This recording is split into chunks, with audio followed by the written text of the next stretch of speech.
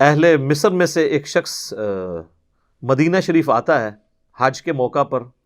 مکہ یا مدینے میں، اور وہ کہتا ہے کہ جی تم میں جو کوئی بڑا شیخ ہے میری ملاقات ان سے کرواؤ اصحاب میں سے۔ تو لوگ ایک شخصیت کی طرف اشارہ کرتے ہیں، عبداللہ بن عمر کی طرف۔ تو وہ عبداللہ بن عمر سے کہتا ہے کہ حضرت مجھے یہ بتائیے، یہ صحیح بخاری میں 2-3 جگہ پہ یہ حدیث موجود ہے۔ صحیح بخاری کے الفاظ ہیں کہ عبداللہ بن عمر سے وہ شخص کہتا ہے کہ حضرت یہ بتائیں کہ کیا غزوہ احد کے دن حضرت عثمان جو ہے وہ میدان جنگ چھوڑ کر بھاگ گئے تھے؟ عبداللہ بن عمر نے فرمایا ہاں ایسا ہی تھا۔ اس نے کہا کہ حضرت عثمان غزوہ بدر میں بھی موجود نہیں تھے؟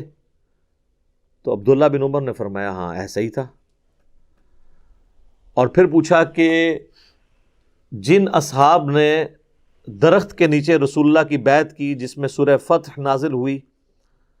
اصحاب شجرہ جن کے بارے میں صحیح مسلم میں حدیث ہے کہ مجھے اللہ سے امید ہے جنہوں نے درخت کے نیچے میری بیعت کی جہنم کی آگ انہیں نہیں چھوئے گی،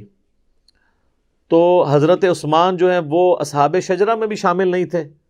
وہاں پر بھی موجود نہیں تھے۔ تو نبی صلی اللہ علیہ وآلہ وسلم کی بیعت سے وہ محروم رہے۔ تو عبداللہ بن عمر نے فرمایا ہاں حضرت عثمان وہاں پہ بھی موجود نہیں تھے۔ بس یہ 3 باتیں اس نے سنی تو اس نے نعرہ لگایا اللہ اکبر۔ چونکہ وہ اہل مصر میں سے تھا اور اہل مصر حضرت عثمان کی پالیسیز کی وجہ سے نالاں تو تھے ہی، اب ان کو علمی دلیل بھی مل گئی ناراض ہونے کی۔ تو وہ جب پیٹ پھیر کے وہاں سے جانے لگا تو عبداللہ بن عمر نے اس کو کہا کہ رک جا، پہلے میرے کو پھکی تو لے جا، تو میرا بھی جواب سن لے نا۔ وہ عربی کے الفاظ ایسے ہی، اس کا مطلب یہ ہے یہ پھکی لے جا اور یہ جا کے مصر والوں کو دے دینا میری طرف سے، ان 3 باتوں کے جواب میں۔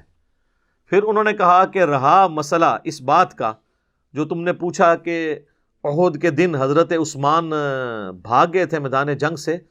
تو قرآن حکیم میں اللہ نے ان کی یہ غلطی معاف کر دی ہے۔ اور پھر انہوں نے سورہ آل عمران کی آیت نمبر جو 152 میں آیا نا وَلَقَدْ عَفَا عَنْكُمْ، بے شک اللہ تمہیں معاف کر چکا، ایک یہ آگے چل کے پھر ایک اور آیت آئے گی اسی کانٹیکسٹ کے اندر، وہ آیت بھی انہوں نے تلاوت کی، اور انہوں نے کہا کہ چونکہ اللہ تعالیٰ نے اب معاف کر دیا ہے لہٰذا اب تمہیں اس معاملے میں کوئی ہرزہ سرائی کرنے کی ضرورت نہیں ہے۔ یہ آیت بھی میں آپ کو بتا دیتا ہوں، ہاں آیت نمبر ہے 155 وَلَقَدْ عَفَا اللَّهُ عَنْهُمْ، بے شک اللہ تعالیٰ معاف کر چکا ہے انہیں۔ جتنے لوگ تھے، وہ صرف حضرت عثمان کو سنگل آؤٹ کرنا غلط ہے، اور لوگ بھی تھے۔ تو چونکہ یہ تو ہوگی معافی، پھر انہوں نے کہا تو نے بدر کے بارے میں پوچھا کہ بدر میں حضرت عثمان شامل نہیں تھے، تو اس کی وجہ یہ تھی کہ وہ نبی صلی اللہ علیہ وآلہ وسلم کی اجازت کی وجہ سے شامل نہیں ہوئے تھے، کیونکہ نبی صلی اللہ علیہ وآلہ وسلم کی جو بیٹی تھی سیدہ رقیہ سلام اللہ علیہا، وہ حضرت عثمان کے عقد میں تھیں اور وہ اس وقت سخت بیمار تھیں،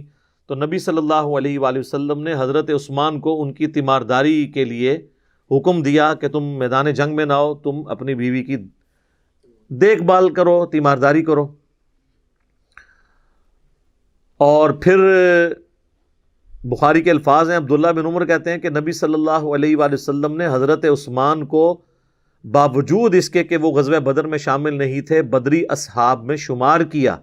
حتیٰ کہ جب مال غنیمت بانٹنے کی باری آئی تو حضرت عثمان کو بھی مال غنیمت میں سے حصہ دیا، حالانکہ وہ جنگ میں نہیں تھے، تاکہ یہ چیز انشور ہو جائے کہ وہ بدری اصحاب میں سے۔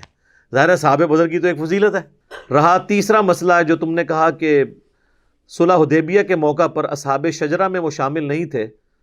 تو واللہ اس دن عثمان سے زیادہ معزز شخص ہی کوئی نہیں تھا، کیونکہ حضور علیہ السلام نے انہیں اپنا سفیر بنا کے اہل مکہ کی طرف بھیجا تھا، اور جب عثمان رضی اللہ تعالیٰ عنہ کی قتل کی افواہ مشہور ہو گئی تو حضور نے جو موت پہ بیعت لی تھی عثمان کے لیے تو لی تھی، وہ سب سے زیادہ معزز تھا اس دن، اور حضرت عثمان وہاں پہ موجود نہیں تھے، تو حضور نے اپنا دایاں ہاتھ بلند کر کے کہا کہ یہ عثمان کا ہاتھ ہے، اور اپنے بائیں ہاتھ پہ مارتے ہوئے کہا کہ میں اس کی بیعت بھی لیتا ہوں۔ تو حضور نے اپنے ہاتھ کو حضرت عثمان کا ہاتھ قرار دے کے ان کی بیعت لی۔ یہ تینوں فضائل حضرت عثمان کے بیان کر کے ان تینوں اعتراضات کے جواب میں حضرت عبداللہ بن عمر نے اس مصری شخص سے کہا کہ جانا اور اہل مصر کو یہ بھی ساتھ دے دینا، یعنی یہ پھکی ہوئی لہجہ جدا کوئی علمی آزما خراب ہوئے تو انہوں پھکی ہوئی دیں کہ اگر وہ حضرت عثمان کے اوپر کوئی تان کرے۔